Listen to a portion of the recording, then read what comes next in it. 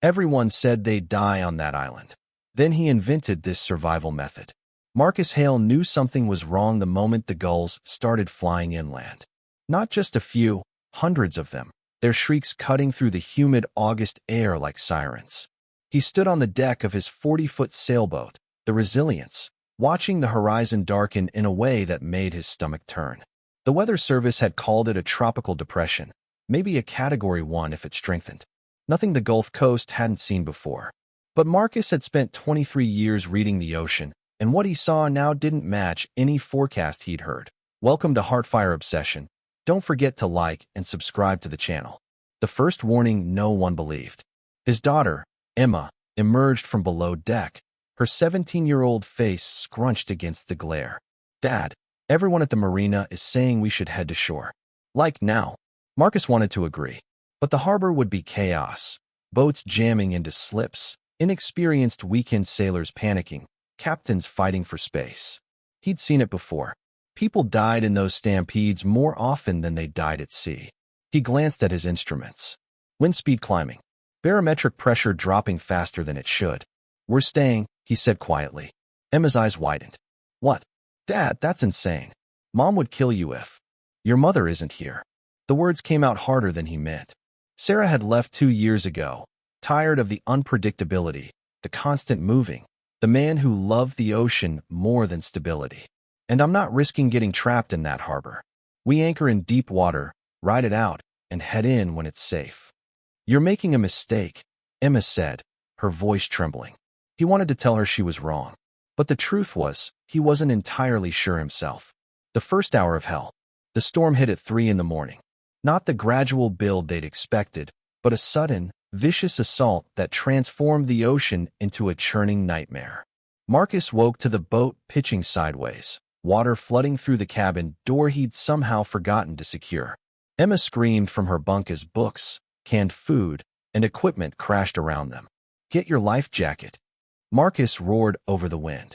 Now, he stumbled to the helm, his hands gripping the wheel as waves the size of buildings rose around them. The anchor line had snapped. He could feel the boat spinning, directionless. Rain slashed horizontally, blinding him. Lightning revealed glimpses of a world gone mad. Water and sky merged into one gray, shrieking void. Emma appeared beside him, her life jacket half-fastened, terror written across her face. "We're going to die, aren't we? Not if I have anything to say about it." But even as he said it, a wall of water crashed over the bow, and the engine sputtered and died. All electronics flickered and went dark. No radio, no GPS, no engine power, just the sails, already torn, and his own 2 hands. That's when he saw it. Through the chaos, illuminated by lightning, land. Not the mainland. An island, maybe a mile out. Small, rocky, but solid. If they could make it there. "Help me with the jib sail," he shouted.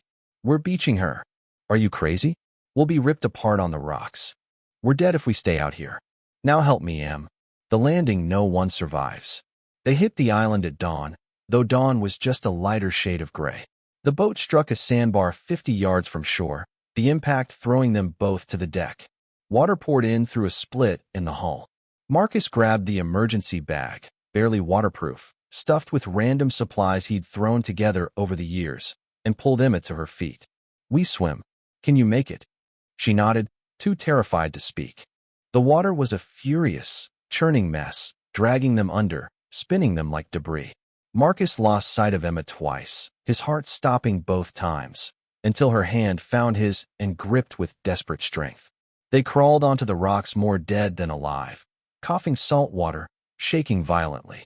The boat was already sinking behind them. Marcus lay on his back, rain hammering his face, and tried to remember what survival experts always said.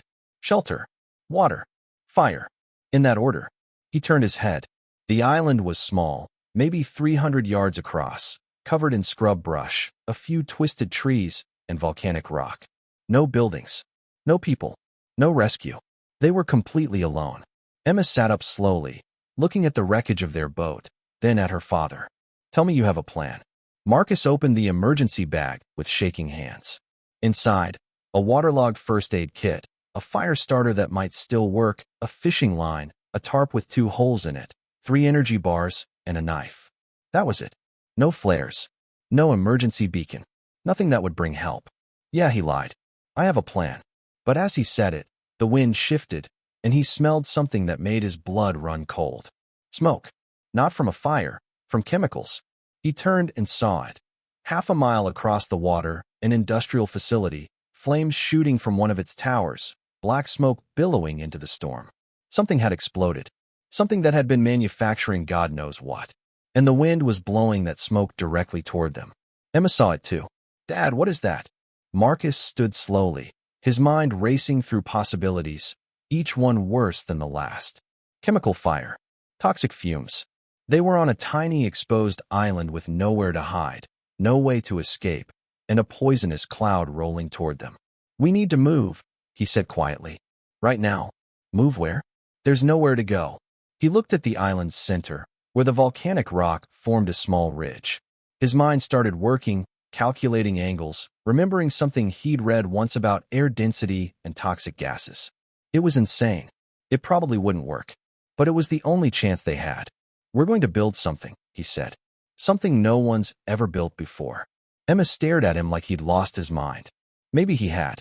But as the first tendrils of chemical smoke began to drift across the water, Marcus Hale did what he'd always done best. He started solving the impossible problem in front of him. The clock starts ticking. The smoke would reach them in 20 minutes. Maybe less. Marcus could already see it mixing with the rain, creating an oily sheen on the water's surface. Whatever was burning wasn't just toxic, it was corrosive. Grab anything from the boat that's still floating, he ordered Emma. Plastic, metal, anything that doesn't dissolve. You still haven't told me what we're building. A bubble, he said. An air pocket. Underground. Emma's face went pale. You want to bury us alive? I want to keep us breathing. Now move. They had 15 minutes before the smoke hit. 15 minutes to do something that might save their lives or seal them in a tomb beneath volcanic rock on an island no one knew they were on. The rain fell harder. The smoke grew closer. And Marcus Hale, the man everyone said took too many risks, began digging into the hardest ground he'd ever touched with nothing but a knife, a piece of broken metal, and the absolute certainty that they wouldn't survive the night without something no survival manual had ever taught him how to build. Marcus's hands were already bleeding, torn by volcanic rock that felt more like concrete than stone. Emma worked beside him, using a bent piece of aluminum from the boat's railing to pry loose smaller rocks. The wind howled around them, carrying the first chemical smell, sharp, acrid, like burning plastic mixed with ammonia. This isn't working, Emma shouted. We can't dig fast enough. She was right. The rock was too hard, too dense. They'd managed to create a depression barely 2 feet deep, nowhere near enough to shelter them from what was coming. Marcus's mind raced. He'd built boats, repaired engines, survived 3 hurricanes at sea, but this required something different. Think like the ocean thinks. Water doesn't fight rock, it finds the weak spots. He stopped digging and started looking. Really looking. The volcanic formation wasn't uniform. There were cracks, fissures where centuries of thermal expansion had created stress points. And there, near the ridge's base, a shadow that suggested depth. There. He grabbed Emma's arm and pulled her toward it. That's not a shadow, it's a cave opening. They scrambled across the rocks. The opening was narrow, barely 3 feet wide, partially obscured by scrub brush. But when Marcus shone his waterproof flashlight, miraculously still working, inside, his heart leaped. The cave went back at least 15 feet, widening into a chamber. How did you see that? Emma breathed. Your grandfather taught me to read stone like other people read books. He crawled inside, Emma right behind him. The chamber was maybe 8 feet across, with a ceiling just tall enough to crouch in. Air moved through it. He could feel a draft, which meant ventilation. That was good and bad.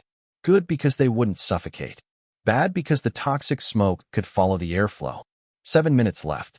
The engineering no one taught. We need to seal the entrance but maintain airflow, Marcus said, his voice echoing slightly. Create a filtration system with pressure differential. Emma stared at him. In 7 minutes? With what? He dumped the emergency bag, the tarp, the first aid kit, his spare shirt, Emma's hoodie. He grabbed the fishing line and started to work. The tarp goes over the entrance, but not sealed, suspended 6 inches out. We create an air gap. The chemical smoke is heavier than normal air. It'll sink and flow under if we position this right. How do you know that? I don't, he admitted, threading fishing line through the tarp's grommets. But lighter than air rises, heavier than air sinks. Basic physics. We're gambling that whatever's burning is on the heavy side. And if you're wrong, then we'll find out what it's like to suffocate together. Emma grabbed the other end of the tarp. That's not funny. Wasn't trying to be. They worked with desperate efficiency, Marcus calling out instructions while his mind calculated angles and airflow dynamics he'd learned from years of sail configuration. The tarp went up, creating a baffle at the cave mouth. Behind it, he suspended Emma's hoodie using fishing line as a makeshift second filter, soaking it with their limited fresh water. The water will catch some particulates, he explained. Not all, but some. And the air gap should create enough turbulence to. The first wave of smoke rolled over the island. They had 30 seconds. When the world turned poison, Marcus pulled Emma deeper into the cave, and they both pressed cloth over their mouths, his spare shirt for him, her life jacket's inner lining for her. Through the tarp, they could see the smoke, thick and yellow-gray, flowing past like a living thing. It didn't rise. It sank, exactly as Marcus had hoped, hugging the ground, flowing around the rocks like water. The air gap he'd created with the suspended tarp was working. The smoke passed beneath it, drawn by gravity and the shape of the terrain. For 30 seconds, they barely breathed. Then a minute. Then 5. Emma lowered her cloth slightly. Dad, I think it's working. Don't breathe deep yet. We don't know how long it'll last. But it was working. The makeshift baffle was redirecting the heaviest concentrations of smoke, and what little seeped through was being partially filtered by the damp hoodie. The cave's natural draft was pulling cleaner air from somewhere deeper in the rock formation. They'd survived the first wave. Marcus collapsed against the cave wall, his hands shaking. Emma sat beside him, and for the first time since the storm hit, she started to cry. Not sobbing, just quiet tears running down her salt-crusted face. I'm sorry, Marcus said softly. I should have listened to you. We should have gone to shore. You saved us, Emma whispered. Nobody else would have figured that out. Nobody. We're not saved yet. We're trapped on an island, surrounded by toxic smoke, with no food, no water, and no way to signal for help. Emma wiped her eyes. So what do we do now? Marcus was quiet for a long moment. Then he pulled out his knife and the fire starter. Now we figure out how to stay alive long enough for someone to notice the chemical fire and send help. And if they don't come? He met her eyes. Then we build something else impossible. The discovery that changed everything. As the smoke continued to flow past outside, Marcus explored deeper into the cave with his flashlight. Emma followed, grateful for something to do besides think about suffocating. The cave narrowed into a tunnel, then opened into a second chamber, smaller, but completely protected from outside air. And there, against the back wall, Marcus found something that made him stop cold. Metal. Rusted, ancient, but unmistakable. A series of pipes, old industrial equipment from some long-abandoned operation. And beneath them, partially buried in volcanic sand, containers. 6 of them, each about the size of a car battery. What is that? Emma asked. Marcus brushed sand away from the nearest container. The label was mostly worn away, but he could still read. Emergency Desalination Kit. Shelf life, 50 years. His hands started shaking for a different reason. Emma, someone was prepared for survival on this island. Someone stored supplies here. They pried open the first container. Inside, sealed packets of water purification tablets, solar-powered batteries still in their wrappers, a hand-crank radio, and something that made Marcus's breath catch. A marine distress beacon, and used. Check the date, Emma said urgently. Marcus found the storage manifest, printed on water-resistant paper. Stored 2003. Part of some Coast Guard emergency preparedness initiative that apparently got forgotten. Does the beacon still work? He pulled it out with trembling hands, checked the battery compartment. Corrosion, but not terrible. The solar battery from the kit was still in working condition. If he could connect them. Give me 10 minutes, he said. To do what? To tell someone we're not dead yet. The signal that almost failed. Marcus had never been more grateful for his years of electrical tinkering on boat systems. The beacon's internal battery was dead, but the solar panel battery from the kit had the right voltage. He used fishing line and aluminum foil from the first aid kit to create a makeshift connector. Emma held the flashlight while he worked, watching the smoke continue to flow past their shelter. How long do you think it'll last out there? Chemical fires can burn for days, but the storm will clear eventually, and the smoke will dissipate. Question is whether we can survive that long. We have water tablets now. We can collect rainwater. It's the food I'm worried about. And the cold. Island nights drop to 50 degrees. We're both still wet. One problem at a time, Dad. That's what you always say. He smiled despite everything. When did you get so smart? I learned from someone stubborn enough to anchor in a hurricane. The beacon sparked to life. Marcus held his breath as it ran through its startup sequence. Then, a blessed sound. The steady beep of an active distress signal. It's working, Emma breathed. Oh my God, it's actually working.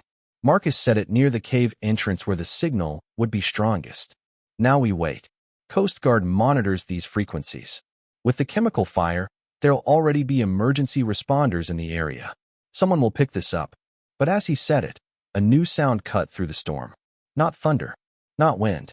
Grinding metal, crashing, an explosion. They scrambled to the cave entrance and looked out through the tarp.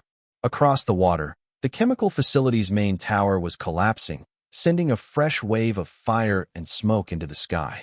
The wind shifted, and this time, the smoke was rising. Marcus's face went pale. The fire's getting hotter. It's creating its own weather system. The smoke's going to rise now, spread everywhere. But that means our shelter won't work anymore, Emma said slowly. No, it means we have maybe 6 hours before this entire island is uninhabitable. Emma grabbed his arm. Then we build a raft. We salvage what we can from the boat, and we leave. In those waves, with that current, we'd be dead in 10 minutes. So what then? We just sit here and wait to die. Marcus looked at the cave, the supplies they'd found, the beacon sending its signal into the storm. His mind was racing again, seeing possibilities, calculating impossible odds. No, he said quietly. We do what we've been doing. We solve the next problem, which is, he looked at his daughter, saw the fear and the trust and the determination in her eyes. How to breathe underwater. Emma's eyes widened. What? But Marcus was already moving, pulling out the old pipes, examining the cave's ventilation, his mind assembling pieces of a puzzle no sane person would attempt. The cave has multiple chambers. This installation, whatever it was, had a purpose. There's a reason they stored emergency supplies here. This island wasn't always uninhabited. And that means an explosion much closer this time. The ground shook. They had less time than he'd thought. Marcus grabbed Emma's shoulders. Do you trust me? She didn't hesitate. Yes. Then help me build something no one's ever built before. Again, the toxic smoke had started to curl downward again, but this time it was everywhere, above, below, mixing with the rain to create an oily fog that burned the eyes and throat. Marcus and Emma worked frantically in the deeper chamber, surrounded by the salvaged equipment they'd found. Explain it again, Emma said, her hands shaking as she helped him connect rusted pipes. Because I'm pretty sure what you're describing is impossible. Marcus was connecting the old industrial pipes to create a sealed system. The cave system goes deeper than we thought. I found a natural shaft that drops down about 20 feet and opens into a flooded chamber, seawater, but protected from the surface current. Okay, so there's an underwater room. So what? So we turn it into a diving bell. We seal ourselves in the shaft, use these pipes to create an air lock, and then we descend into the flooded chamber and wait. Emma stared at him. You want us to voluntarily trap ourselves in an underwater cave with equipment from 50 years ago that might not work, while breathing air through pipes we're connecting with fishing line and desperation? Yes. That's insane. That's survival. She was quiet for a moment. Then, how long do we stay down there? As long as the toxic smoke keeps the surface uninhabitable. 6 hours. Maybe 12. And if the pipes fail? If the air runs out? If water seeps into the chamber? Marcus met her eyes. Then we'll have died trying something impossible instead of dying breathing poison. I'll take those odds. A crash from outside. More of the facility collapsing. The smoke was getting thicker. Emma grabbed the nearest pipe. Then we better work fast. 3 hours. Building the unthinkable. The system Marcus was creating was part improvisation, part remembered engineering, and part prayer. The old industrial pipes formed a crude but functional air shaft. He used the tarp to create seals, fishing line to bind connections, and strips of aluminum to reinforce weak joints. "This chamber we're going into?" Emma asked while threading line through a pipe coupling. "How do you know it has air space?" "I don't. But the water level in the shaft is stable, not rising or falling with the tide. That means it's connected to a trapped air pocket, not directly to the ocean. The volcanic rock formation created a natural seal. You're gambling our lives on probably. I've been doing that since we left shore." Emma laughed, a slightly hysterical sound. "Fair point." They worked in silence for a while, the sound of their breathing and tools scraping the only counterpoint to the storm outside. Then Emma said quietly, "Mom was wrong about you, you know." Marcus's hand stilled. "Emma, no, let me say this. She said you were reckless, that you didn't think things through. But you do. You think things through in ways other people can't even imagine. You see solutions where everyone else sees walls. Or I see walls as potential doorways." "Exactly. That's not recklessness. That's genius. Crazy genius, but still." Marcus smiled sadly. "Your mother wasn't entirely wrong. I do take risks. Sometimes stupid ones. Yeah, well, today your stupid risk is keeping us alive." 2 hours left. The smoke outside was like a living entity now, pressing against their shelter, seeking entry. Marcus tested the pipe connections one final time, then looked at Emma. "Last chance to tell me this is a terrible idea." "It's a terrible idea," she said immediately. "Let's do it." Descent into darkness. The shaft entrance was in the cave's deepest corner, a natural crack in the volcanic rock barely wide enough for a person. Marcus went first, the pipe system cradled carefully as he wedged himself into the opening. Emma followed, carrying the waterproof flashlight and what little supplies they could bring. The descent was claustrophobic and terrifying. The shaft was a vertical crack, just 18 inches wide in places, the walls slick with moisture. Marcus's shoulders scraped rock. His breathing echoed weirdly in the confined space. The pipe system rattled against stone, and he prayed every connection would hold. "How far down?" Emma called from above. 20 feet. "You're doing great. Just keep moving." But he could hear the tremor in her voice. Emma wasn't claustrophobic, but this was pushing anyone's limits. The shaft seemed to press inward, squeezing, making every breath an effort. Then Marcus's feet hit water.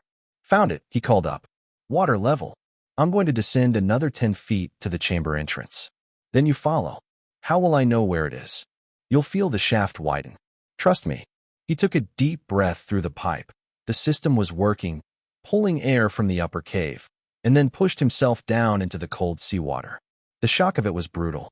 The gulf should have been warm, but here in the rocks, sheltered from the sun, it was bitterly cold. Marcus forced himself to keep moving, following the shaft as it angled, and then, the chamber. His head broke the surface in complete darkness. He gasped, the echo telling him he was in a space maybe 15 feet across. He secured the pipe system to a rock outcropping, then called up, "Emma, come down. There's air." The longest 30 seconds of his life followed as he waited, listening to scraping sounds above, hoping she wouldn't panic, hoping she wouldn't get stuck. Then Emma burst through the surface beside him, gasping and coughing. "I've got you," Marcus said, holding her steady. "Breathe. You're okay." She clung to him, shaking violently. "That was the worst thing I've ever done." "Worse than the storm?" "Way worse. At least I could see the storm." Marcus switched on the waterproof flashlight, and they both gasped. The chamber beneath the island. The underwater chamber was a perfect dome, carved by ancient volcanic activity. The walls were smooth black stone, and the ceiling arched 20 feet above them. But that wasn't what made them stare. The walls were covered in bioluminescent algae, thousands of tiny blue-green lights, pulsing gently, turning the chamber into something from a dream. The water they floated and glowed faintly where they moved, creating trails of light. "Dad," Emma breathed. "It's beautiful." And it was. Impossibly, terrifyingly beautiful. They were trapped in an underwater cave, breathing through jury-rigged pipes, with toxic smoke above them and an uncertain fate waiting. But for this moment, suspended in glowing water beneath an island nobody knew existed, they were alive. "How long do we stay?" Emma asked. Marcus checked his watch. "The beacon's been active for 4 hours. If the Coast Guard picked it up, and with that chemical fire, they're definitely in the area, they'll send a search team. But they won't come until the smoke clears enough to be safe. So we wait. We stay alive. We trust the math. And if the math is wrong, then we've seen something nobody else ever has. He gestured at the glowing walls. Not a bad last view. Emma splashed him. Don't talk like that. We're not dying down here. No, Marcus agreed. We're not. The rescue that almost missed them. They stayed in the chamber for 7 hours. 7 hours floating in cold water, breathing through pipes, watching bioluminescent algae pulse like underwater stars. They talked about everything and nothing. Emma told him about dreams of marine biology school, about a boy she liked but hadn't told anyone about. Marcus talked about her mother, about the years before Emma was born when he and Sarah had sailed to every island in the Caribbean. Why did she leave? Emma asked finally. Because I kept choosing the ocean over stability. And she wasn't wrong to want more than that. But you saved me, Emma said. You saved us. She needs to know that. Maybe, Marcus said quietly.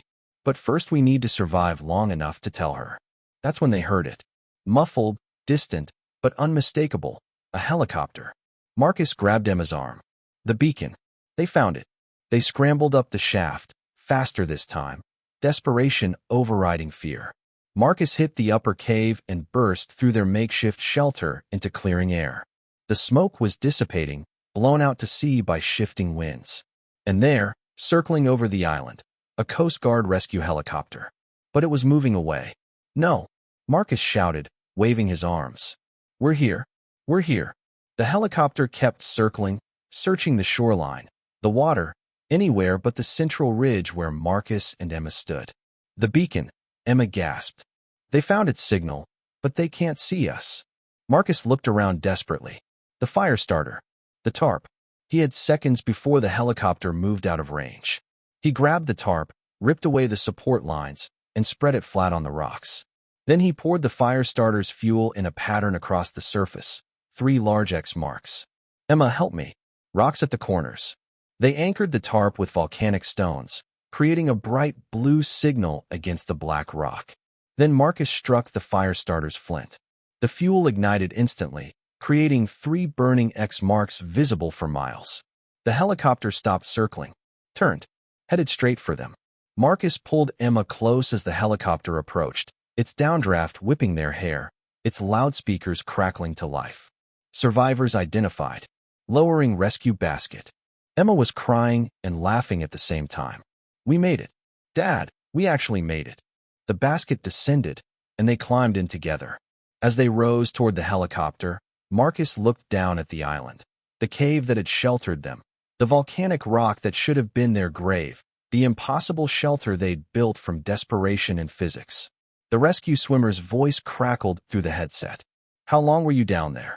Marcus looked at Emma. Emma looked at him. They both smiled. Long enough to build something impossible, Marcus said. Epilogue. The story they couldn't quite believe. 3 weeks later, in a Coast Guard debriefing room, Marcus and Emma sat across from a team of engineers and survival experts who couldn't quite believe what they were hearing. Let me get this straight, the lead engineer said. You created a baffle filtration system using a tarp and fishing line. Then you descended into an underwater cave through a vertical shaft barely 18 inches wide. And you survived 7 hours submerged in cold water breathing through 50-year-old industrial pipes. That's correct, Marcus said calmly. That should have killed you in about 10 different ways. But it didn't. The engineer sat back, shaking his head.